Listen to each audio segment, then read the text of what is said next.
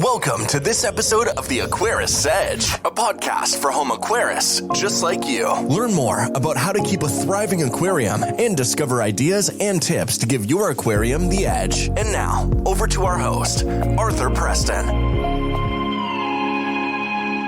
Keeping your aquarium clean is one of the most important tasks that you have as an aquarist. Someone who wants to make sure that your tank looks good, but is also healthy for all the animals that live within it.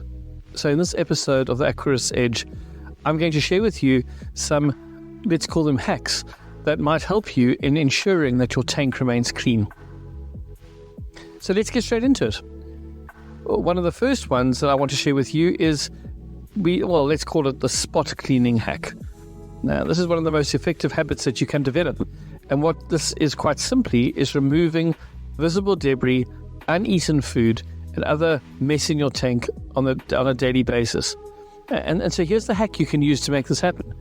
Keep a pair of long aquarium tweezers near your tank, so that whenever you notice any debris, quickly grab it with the tweezers. And it only takes seconds, but it can significantly improve your water quality over time. I'm not an aquascaper, not by any stretch of the imagination, but I bought a pair of tweezers right in the early days of setting up my fish room. And I've got to tell you, it's one of the most useful purchases I've ever made. I use it almost daily to remove debris from my tank. Number two, we know that overfeeding can be a problem. It's one of the easiest things to do as an aquarium keeper. We want to feed these hungry fish that keep looking at us, almost begging for food when we walk past the tank. So one of the easiest ways to stop us from doing that is to use a feed ring.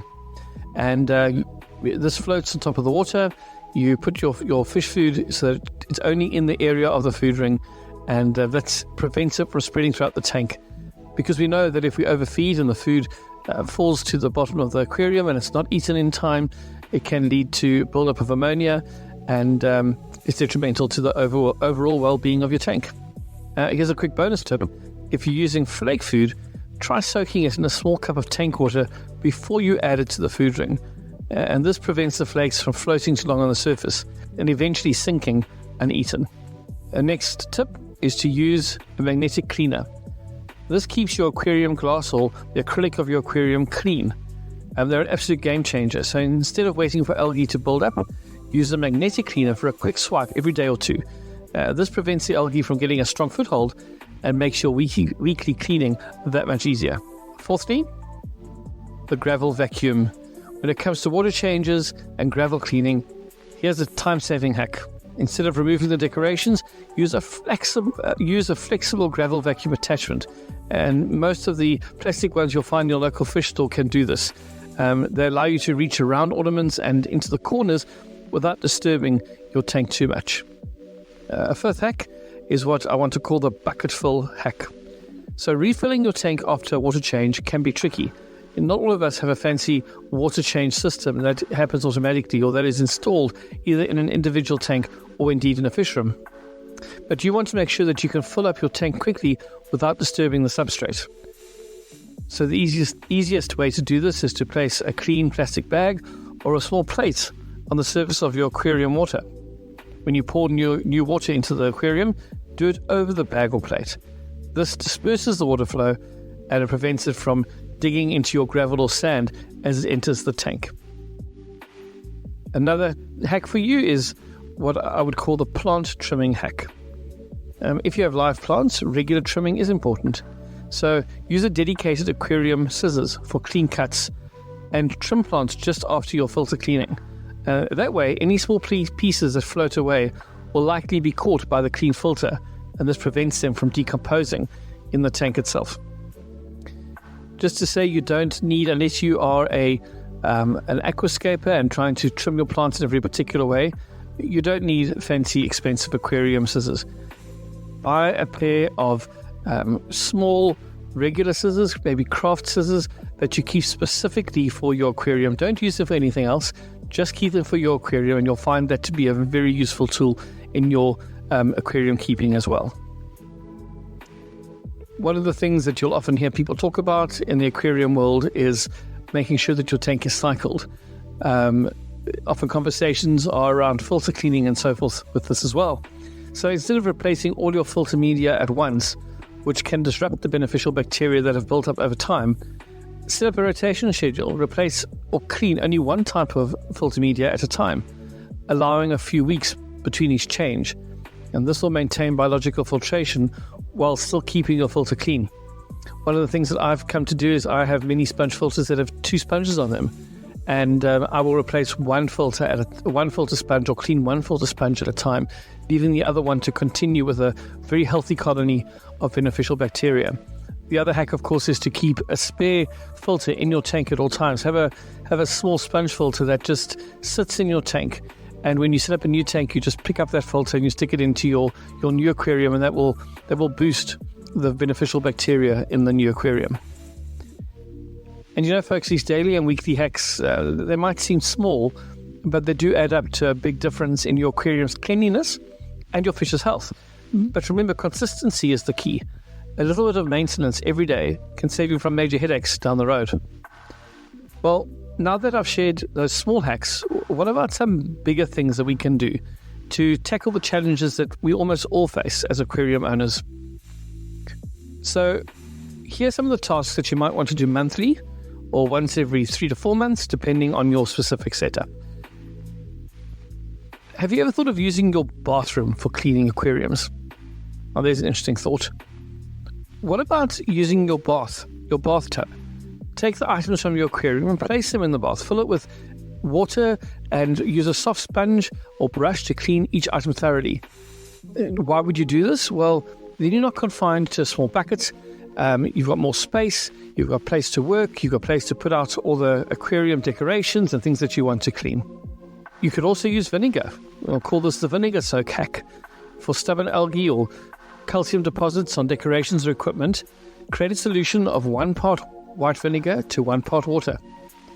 Soak all those items that you need to clean in the solution for a few hours or overnight, and the acidity of the vinegar will help dissolve deposits without introducing harmful chemicals into your aquarium. Just make sure you rinse thoroughly before returning those items to the tank. Another good tool to have in your aquarium box is a toothbrush. Obviously not the same one you use every day. This is great for cleaning hard to reach areas in your aquarium. It's great for gently scrubbing algae from plant leaves, for getting into crevices of decorations, or cleaning around equipment like heaters and filter intakes. One pro tip I would give you is to keep a dedicated set of aquarium toothbrushes for different purposes to avoid cross-contamination. Keep 1 toothbrush per tank. That way you're not going to be sharing any contaminants or any illnesses between your tanks. Speaking of spreading problems between tanks, here's another hack that I think is really common sense. And that is that you need to set up a small quarantine or hospital tank. Use this tank to clean and observe new plants or decorations before adding them to your main tank. Also, make sure that this tank is available for new fish you want to introduce. We've all taken chances before with fish that we've bought from a local fish shop, we've bought from a local breeder. We get home, we throw them in our tank, and we hope that there's nothing that they're carrying, no parasites or illnesses or infections. If you want to be absolutely sure of this, make sure you quarantine your tank. You don't want to risk wiping out a beautifully set up community aquarium because you've gone and bought a couple of guppies from the local fish shop, throw them in, and it causes an outbreak of a parasite or some kind of bacterial infection across your entire tank. So these are hacks that can help you to make your maintenance more manageable. Remember that the key is to be thorough but gentle. Your goal is to clean the aquarium without disrupting the delicate balance of your ecosystem. So let's take it up another notch. What about what some might call an expert level cleaning hack? So if you're ready for this, let's have a look at these. In all honesty, some of these I don't do because I don't have the equipment, but I'm aware of them and I felt I needed to share them with you. We'll start with one that I certainly don't have in my fish room, and that is an automatic water changer. And I want to add the word yet because this is something that is a real game changer. It's the hack for ultimate inconvenience. It involves installing a device that slowly drips new water into your aquarium while simultaneously removing the old water.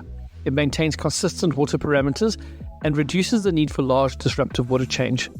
While the initial setup can be complex, it really is a game changer for long-term maintenance. You could also set up a UV sterilizer.